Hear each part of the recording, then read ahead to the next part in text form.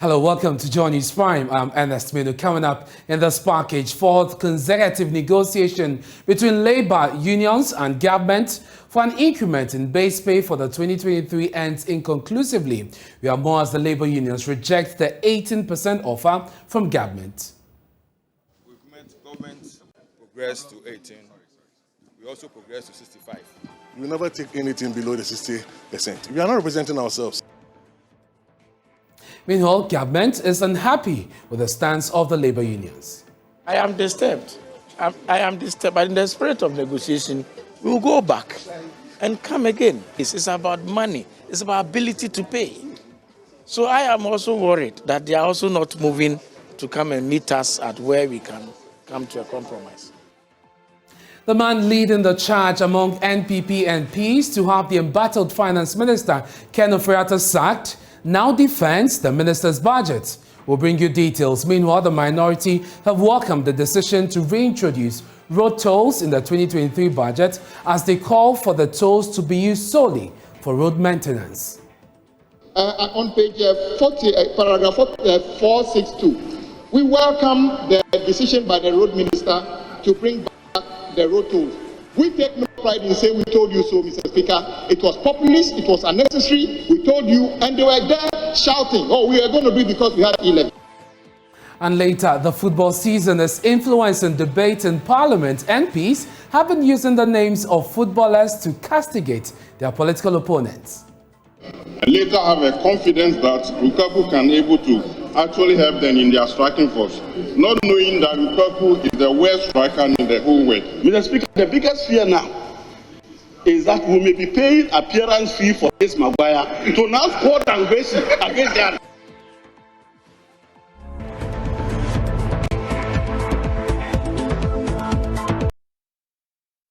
Hello again, many thanks for choosing us. I'm Ernest Manu. The fourth consecutive negotiation between labor unions and government for an increment in base pay for the 2023 working year ended once again inconclusively. The unions are now asking government to increase their base pay by 65%. That is 5% more than they had earlier requested in the last meeting. They have also rejected government's best offering of 18%. My colleague Michael Ashale has been following the meetings and filed this latest report. Government and the labor unions have met 4 times. At the first meeting, government offered to increase their base pay by 8%. The unions rejected that offer, including the latest offer of 18%. We've met government progress to 18. We also progressed to 65. Initially, the unions wanted a 60% increment in their base pay. Now, they are asking for 5% more. President of CLOCSAG, Dr. Bampo Ado, explains why. And government says they are going to consult. We also stated that we're going to meet our constituents and then we also give them feedback. So this is how we ended. We are not being unfair. As you are aware, we've read the budget and there's an indication that there will be an increase in VAT of 2.5. And then also it has been indicated that the tax brackets are going to change. So this is fresh information that we've brought on the table. Because the budget has indicated certain issues relating to VAT and the tax bracket that is going to increase our burden. And so we need to compensate for that. Deputy Secretary General of the Trades Union Congress, Joshua Ansah, says the unions will have to consult their membership before they return to the negotiating table. I don't agree with you that it will be difficult. We've never been difficult. We've been considerate for years, and many things have gone wrong. So I think that is the time to right the wrongs. The single pay salary structure is the most indecent structure in this very country. And we think that this is the opportunity time for us to right the wrongs. So we have not been difficult. We are the same union leaders. We are the same people that took the 4 and 7%. We are the same people who are asking for 60. And the reasons are written clearly on the wall. We will never take anything below the 60%. We are not representing ourselves. We are representing our constituents. And we have to go back and inform our members who sent us to negotiate for them. The Deputy Minister for Employment and Labour Relations, Bright Rekubrobe, says government is frustrated. Unfortunately, we have had to table we have had to table something anytime we have met, but Labour insists on a figure. So we are going back and we'll reconvene. I am disturbed. I am disturbed, but in the spirit of negotiation, we will go back and come again. It's about money. It's about ability to pay. So I am also worried that they are also not moving to come and meet us at where we can come to a compromise. Because for the fourth consecutive times, we have had to table something. And Labour says that they are unwilling to take it. So it's a clear case of frustration, very genuine one indeed. So it is not like I am not happy. Of course, you don't want me to be happy when there is this state of affairs. Well, we are going back to look at what we can do. And then if we can go further, we will let the media know. We will let them know. If both parties fail to reach an agreement soon, the National Labour Commission will be invited to mediate. The meeting has now been adjourned indefinitely. For Joy News, Michael Ashale. And that is a report filed by my colleague Michael Papani-Ashale. And let's go to Zoom now and speak to the TEC Deputy Secretary, Secretary General Joshua. And we also have the NAT President, Dr. Isaac Owusu, joining us also via Zoom. Gentlemen, thank you very much for your time here on Joy News Prime. And let me start with you, Mr. Dr. Isaac Owusu. Initially, you said that you were going to accept 60%. You started off by saying, per your calculations, you deserve over 100% increase in salary. But given your sensitivity to the times in which we are, you are willing to accept 60. Now, you are saying that 60 is not enough. You have adjusted your demand upward to 65. What is informing that decision? Yes, thank you very much. Let me say a very good evening to your cherished viewers. Yes, we met the government side today to continue the negotiation. You remember last Thursday, the Minister of Finance read the budget on behalf of the President. And in that budget, you realize that there have been an increment of VAT to 2.5%. Now, the income tax, which the public sector workers pay, is going to be varied as how much you receive. So looking at the new development that we've seen it in the budgets. That is what caused organized labor to now move from 60 to 65%. But Dr. Owusu, you have always known that times are hard. Government will definitely increase taxes. And in fact, your own projections indicated that you deserve more. And yet you were willing to compromise, to take 60%. What do you say to those who say this upward adjustment in your demand does not help negotiation? It is in bad faith, and you're not helping government to reach an agreement with you. I think I strongly disagree with your statement that people feel that we are being unreasonable. Look, leadership of unions and associations have sacrificed a lot. If you remember 2021, we're negotiating for 2021-2022 base pay. Leadership of organized labor accepted 4% and 7% respectively for 2021 and 2022. In 2022, government projection for inflation was 8.0%. But presently, as we speak, inflation is around 40.4, sorry, as of the month of October. We don't know what November and December will bring. And so we are being realistic. This is the first time that organized labor tabled a written proposal in this negotiation, telling the employer or the government why we feel that if you give us 60%, the worker will at least be able to work and cater for his or her family come 2023. Well, so, let me bring in now the TEC Deputy General's Secretary, or Secretary General, who is also with us via Zoom. Mr. Ansah, government says it feels frustrated by your actions, and today it has moved significantly to 18% from the initial offer. Why can't Labour draw closer and so that you could meet each other halfway?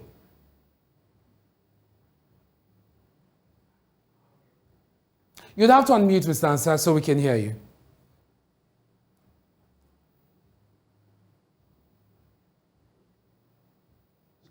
Can you hear me now? Yes, I can hear you, Mr. Ansah.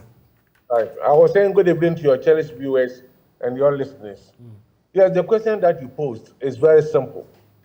We have tabled a position of 60%. Government has come to 18%. We are saying that that is not enough and that is not acceptable to us because we were supposed to have tabled more than 100% in the initial stage. And being negotiators, putting so many things, considering so many things, we said, let's take 60. And this 60, you will not take anything less than that. And you know, we are not representing ourselves as you are aware. We are representing our constituency. And we must actually update our constituents what is actually happening. If our constituents say that please go for 20%, go for 80%, it is that one, it is they who are saying that we should go for it. But we don't want to repeat the mistake that we did in 2021, 2022, where we accepted 4 and 7% without recourse to our members, and we had a backlash after the negotiations. Do you care at all? Yeah? Do you care at all that time is not on our side and that as we speak, Parliament is debating the budget and it will soon be put to a vote? You might have seen that government has already put in figures in the budget presentation. Shouldn't that guide the speedy the rate at which you negotiate in terms of the time so that you can reach some conclusion before that door is shut? Thank you very much. I see that as a wrong start by the government side. It has never happened when we have not even finished negotiating salaries and compensations and to be factored into the budget, and the budget has been read. So if government has gone ahead to put a figure in the budget, then he knows where he wants to land. And should union fail to accept that figure that has been put in the budget, then it means trouble has started already. So it was not right for government to have put a certain figure without the conclusion of the negotiations and factor it into the budget. And once you have put a figure in the budget, it informs people about how much you are ready to pay as compensation and salaries. Today, I asked that question, that the 40.4 billion series that has been put in the budget, what percentage does it represent in terms of compensation and salaries? I didn't have any answer to that. So that one cannot be a yardstick for us to be forced down our throat, something that is unacceptable to us. Well, yes, let's see how this goes. We understand you'll be back to the negotiating table. Hopefully, some agreements will be reached. We're grateful for your time. That's the Deputy Secretary General of the TUC, Joshua Ansah. Earlier, we heard from the NAT, Dr. Isaac Owusu as well. Let's go to Parliament now. Tonight, in a twist of events, the spokesperson of the 98 NPP MPs who are asking the president to sack the embattled finance minister, Ken Ofori-Atta, has mounted a strong defense for the budget during the debate. Asante Achim MP, that's Andy Piakubi, was prepared to lead the NPP MPs to boycott the budget presentation and other business presented by Ken Ofori-Atta until a last-minute push from the party to get the MPs to attend to the budget presentation. But today, Andy Piakubi praised the measures in the budget during the ongoing debate in Parliament. Watch this. Mr. Speaker, it is also for us to create the necessary partnerships with industry players who probably have the financial resources to want to go into industry.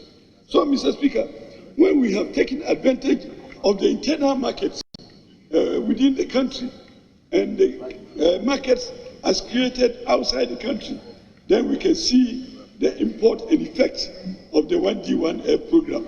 In my own constituency, and we were saying that we don't have any 1D1F. In my own constituency, Asante Achim, and in Agugo, to be specific, we have a factory that is processing plantain. Myself, I'm a plantain farmer, so I discharge plantain to the factory, and it is onwardly exported to Canada with collaboration with CIS-IRS. Council for Industrial and Scientific Research. We have generated a market in Canada, and our produce coming from Agogo is destined to go to the Canadian market. So if you don't have it in your constituency, it's just that you have not been able to identify the potential that your constituency has, and you have not taken advantage of the opportunities that the ministry presents. Mr. Speaker, within the various districts, we have second cycle institutions that are ready market for the produce that come from the one district, one factory. The dough that we produce in Agogo, we are serving the secondary schools in the area. The plantain that we plant in Agogo, we are serving the secondary schools. So the market is there. Under the free trade, African free trade regime, the whole of Africa is available to us. And even before the African free trade regime, we had the ECOWAS trade liberalization scheme that also opened the whole of ECOWAS to produce coming from Ghana. And for which reason we have provided with the sub-regional market, the regional market, and the international market. Mr. Speaker, the free zones this year alone created 35 new enterprises. 35 new enterprises. And we are saying that the free zones program this year generated $1.3 billion in terms of exports. Quite a spirited defense there of Ken Ofori-Attah's budget. Let's go to Zoom now and speak to Dr. Kwabena Safo Kantanka. He's a fellow with Parliamentary Watch Group, Odikro. Doc, should we cut him some slack or begin to raise questions about his conviction? Well, thank you very much, Ernest. Two things. Well, you know, human beings can change their minds about situations. But of course, the MP can also argue that defending the budget statement doesn't necessarily mean that he doesn't want the minister to go. Right. It's like a messenger message situation.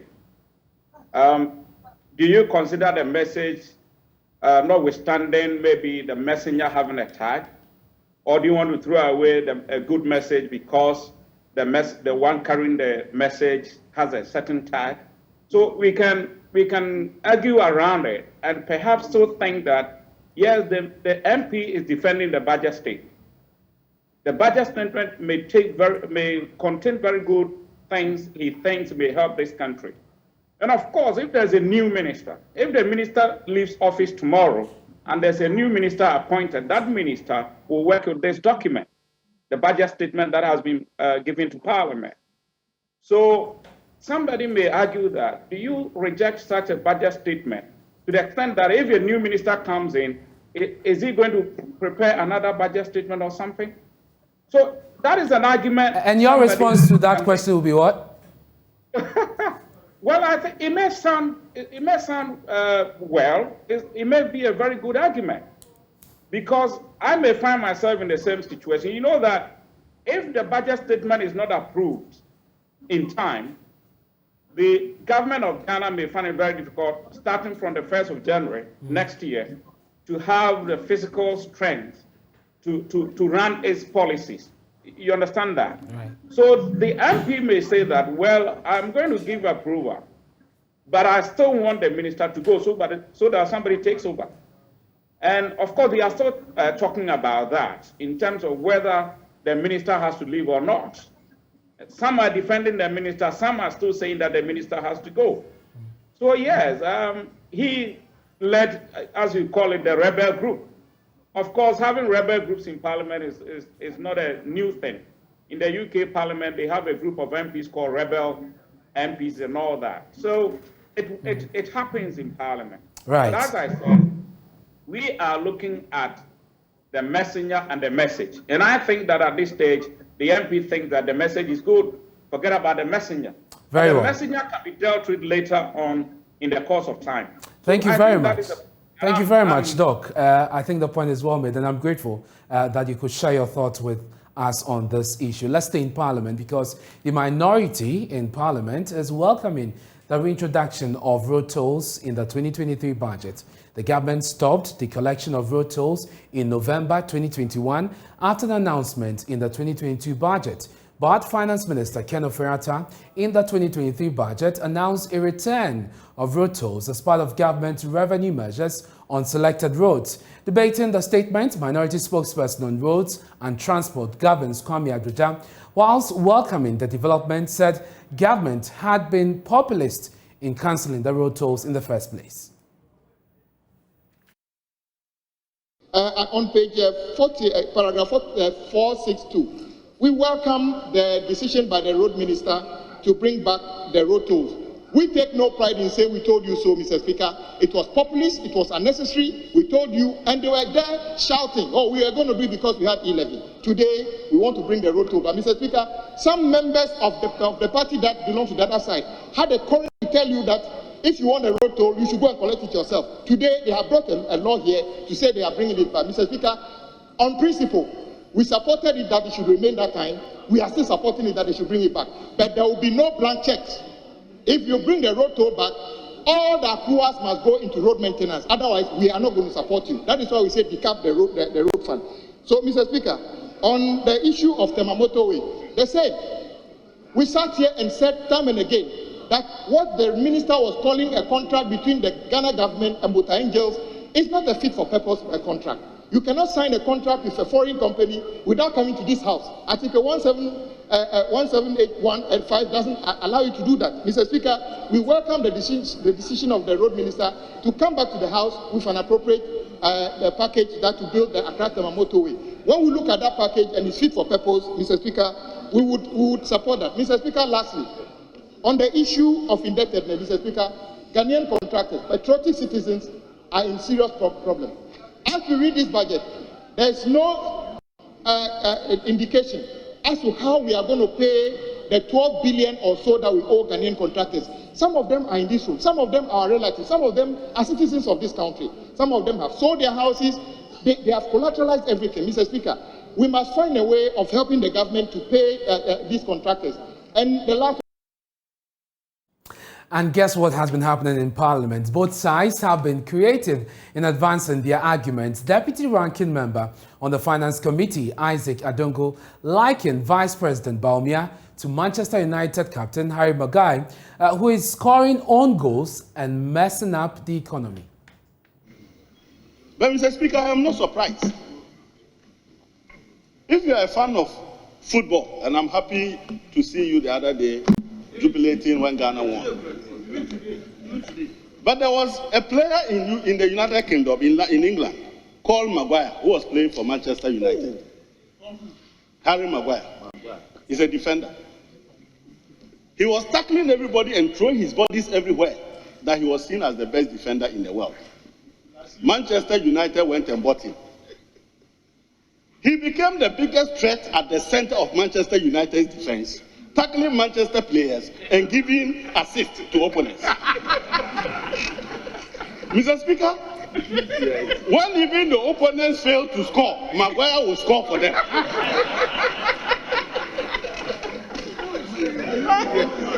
Mr. Speaker, you remember in this country we also had an economic Maguire.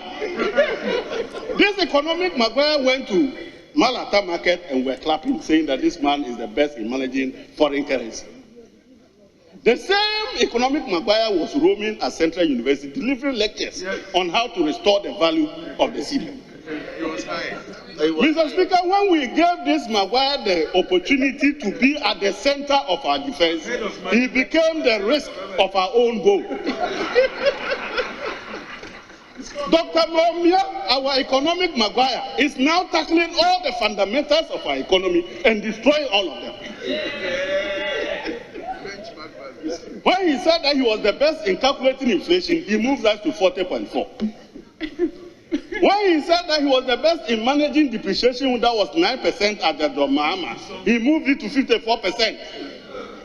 Mr. Speaker, this man was crying everywhere that businesses are collapsing because of interest rate. Today, Koku Mensa Enterprise would have to borrow above the 36% government is borrowing, somewhere around 45 to 50%. Mr. Speaker, the biggest fear now is that we may be paying appearance fee for this Maguire to now score downgrades against the other. And it doesn't get any lighter in Parliament. But look, the NPP side will not let this slide. Here's a response from the MP for Sitri Akontobra, Alex Tete, and he likened former President Mahama to Lukaku. Mr. Speaker, yesterday I listened carefully to the debates or the speech made by Honorable Adongo on Maguire that he enumerated to the Vice President. Mr. Speaker, we all know that the whole world is facing with the economic crisis, and it is better for us to maintain Maguire, that we will be able to have his confidence back rather than to bring a striker like Romelu Lukaku, which Chelsea sold to Inter Milan, and later have a confidence that Lukaku can able to actually help them in their striking force, not knowing that Lukaku is the worst striker in the whole world. And we are not ready to bring such type of striker into the country again. We are here, Mr. Speaker, as a nation where the striker that the opponents are talking about the former president, is not able to pay the teachers that they actually are hired for them to talk for 24 months, but only 3 months have been paid. This debt was created by Nana Addo Dankwa Akufo-Addo. That's normally called legacy debt. Mr. Speaker, we are in this country when the so-called striker is not able to provide 24 hours electricity to the Ghanaians. Now the Maguire that cannot defend the Manchester is able to provide this particular land to light for the Ghanaians. Mr. Speaker, in this country, Article 36, clause 2C actually provided how the distribution of infrastructure should be made in this country. And I can challenge both sides of the House, or the members of Parliament from both sides of the House, that since Nana Addo Dankwa Akufo-Addo, through the able Minister of Roads and Highways, assumed office, has developed unprecedented roads construction in this country. And let's stay with the Ghanaian economy. The economy still looks very gloomy, with Moody's downgrade to further junk status and change the outlook to stable. The ratings agency downgrade warns investors that the private creditors will likely incur substantial losses in the restructuring of both local and foreign currency debts planned by the government for the 2023 budget statement. The move is necessary to improve budget sustainability. And joining me in the studio is our data analyst with our research desk, Isaac Ofieje. He's been looking more into that latest report by Moody's. Isaac, walk us through the figures and the implications as far as this latest junk status, has for us. In fact, if you look at this junk status, a CAAA2 has actually been moved downwards into a more terrible, territory of a CA. Now, if it's a CA, if you look at the, Moody's, their rating scale, and you look at from A to C, then you are actually looking at these three ratings being the last three, and Ghana, we are the last but one. And if you are CA, what does it simply mean? It simply means that it's either you are in default or default is actually imminent. And that's what Moody is actually placing on our sovereign bonds.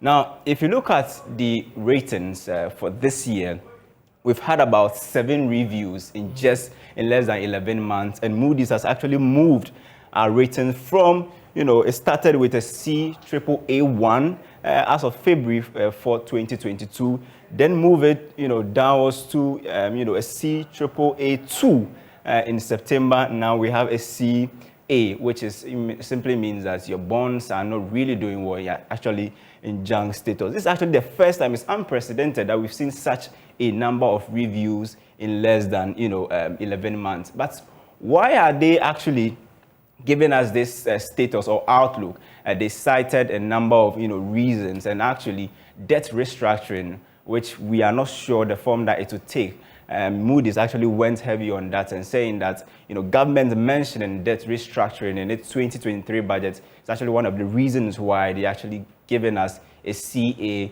outlook. But if you look at private sector holding government bonds. They actually cited the private sector and saying that they will suffer heavy losses if we are supposed to do a debt restructuring. Just look at this, Ernest. As of 2021, this is the number of, people or entities or institutions holding government bonds. So if you look at the domestic investors, they hold about 152.4 billion Ghana cedis, which is about 80% of our entire, securities. Then you have the foreign, investors holding about 16%. If you look at the domestic sector, banking sector holds about 91 billion Ghana cedis. It's about 52.2%. Non-banking sector, about 61.4 billion. So if there's definitely going to be a haircut, look at this huge amount that, banking sector and non-banking sector have with government at the moment.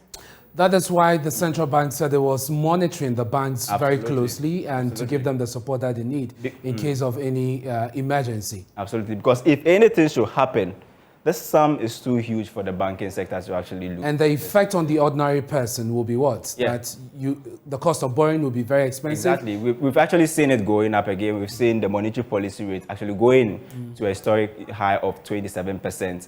27%, that's the rate at which the commercial banks will be getting loans from the central bank. They'll pass it on to investors who are actually saying that government's already, crowding out the private sector by borrowing heavily from the domestic market. Kofi, thank you very much. And that's our data analyst there, Isaac Kofi, giving us some more detail about the latest Moody's rating for the Ghanaian economy. Let's do some more stories here on Joy News Prime. The former president, John Dramani Mahama, is calling on leaders from all political parties, the clergy, CSOs, and traditional authorities to rise up, work together, and help the current administration. According to him, although the country is in crisis, various leaders who are not in power should not look on for Ghanaians to suffer. He made this call when the new leadership of the Assemblies of God paid a courtesy call on him. Today we're going through difficult times, and I'm sure that if the president enjoyed good counsel from his church like I have, we probably would not be where we are. Because he would have known the reality on the ground and been able to determine that the direction in which we're going is not really the best. But like I said, unfortunately we are where we are. And so I think that not only the church, but all of us in leadership, must contribute our opinions and advice and suggestions to see how this government can begin to turn things around. Because like I said, in WA, all the political parties are in competition for leadership. And so you cannot be happy that one party's administration is going through economic difficulty and you stand and gloat over it. We must contribute what we can to ensure that they turn it around, because if you sit and laugh and you think that you're happy with what's going on, you may not win power in 2025 to have a country to govern. And so better to work together and turn things around, especially for the ordinary people of this country. The hardship is real. And when you go to the grassroots, you find that people really have a difficulty. And I'll say especially in the health area. The national health insurance is not working very well. And people go to a hospital and they're asked to pay for it. And they just don't have the money. And so we just say that we must all put our shoulders to the wheel, the churches, political leaders, the civil society organizations, traditional rulers, and everybody, so that we can turn things around and make life better for the majority of our people. You're watching Joy News Prime with me, Ernest Kojo Manu. We're taking a break. When we return, we have more stories for you. Please stay.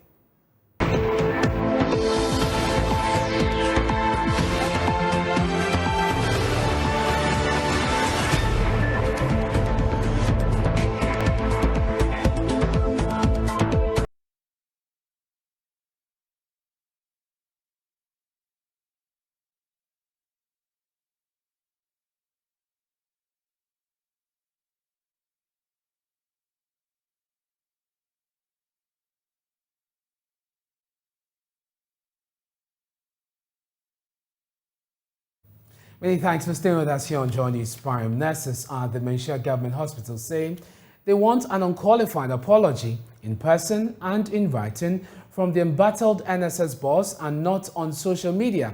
An audio of the Regional National Service boss, Opoku Mensah, spewing invectives on a nurse on Sunday over how she addressed her daughter, his daughter, who is a doctor at the facility, has attracted public condemnation. Though calm has returned to the facility with nurses and doctors working together, the nurses say they back calls to go on a strike if Mr. Mensah remains at post. Love FM's Erastus Asaridonko has been interacting with nurses at the facility, and the doctor in question now files this report. So we are here at the Menchia Government Hospital. This is the surgical ward, and this is where the conversation or the communication or the bad blood, call it anyhow, this is where it happened. And so we are told that the NSS boss entered the surgical ward from here. You can see it's a very busy place, lots of nurses attending to patients here and there. You can count about 6 to 7 beds in this room full of patients, another room in here full of patients. I came here to deliver an item. So this nurse who followed the phone conversation between the doctor and the nurse has been recounting what actually happened. She complained that she has called the doctor earlier, but she didn't pick. She called a colleague of hers before she called back. And then when she called, the nurse said, "I've been calling you, but you are not picking." And she said she was at church. And she said, "It's not today, it's since yesterday, so please come to surgical ward." And then doctor asked, "What am I coming to do there? Why should I come there?" And she said, "But you are a doctor, so come to surgical ward." Out of anger, she cut the call. Nothing went, nobody insulted anybody. So the doctor called back and I received it. And I told the doctor that she should come to surgical ward. This is the issue. There is a drug which she's supposed to delete it because she's the one who entered it. And then she said someone will come and do it for her. That was all. So the issue about whether she wrote a prescription for a baby with convulsion and all that is not true. This is an adult surgical ward. How is the situation here yourself?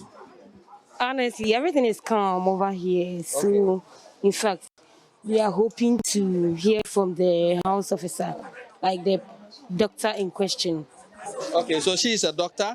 Lots of nurses in here who are currently working. I want to find out from a few of them how they're feeling at the moment. We are still doing our nursing activities and doing whatever we have to do for our patients. And we are working in harmony. You can even see the doctor around. But then, as we all know, justice delayed is justice denied. We just want justice to prevail. That's what we are looking for. What justice means? Justice means that the man will have to come and do the needful. Yes. You want an apology from him? Exactly. That is what we are looking for. In person? In person. Yeah. And also a written apology as well. Yeah. But your head office is demanding that from tomorrow, if he doesn't resign, you guys are laying down your tools. Is that what is going to happen here? Exactly. That is what we are looking for. So we need the needful to be done as soon as possible so that we don't also put our patients at risk. Because we are all going on strike, that is, we are not coming to work if the needful is not done. Lessons have been learnt by the Menchia Government Hospital Management. Dr. Kamaruddin Koku Hussein is medical superintendent of the hospital. We need to give orientation to all new staff, whether the first time that they are in, we should just do that. We shouldn't wait for a whole group to be in before we start. But as soon as the house officer comes in, he or she starts work. So instead of us waiting, because our plan orientation is supposed to be done next week.